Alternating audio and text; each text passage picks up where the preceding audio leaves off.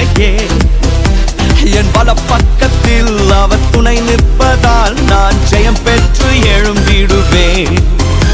என் பலனாக கிறிஸ்து இருப்பதினால் எந்த பயமும் எனக்கில்லையே. என் பல பக்கத்தில் அவர் துணை நிற்பதால் நான் ஜெயம் பெற்று எழும்பிடுவேன். எல் ஷடாய் என் தெய்வமே,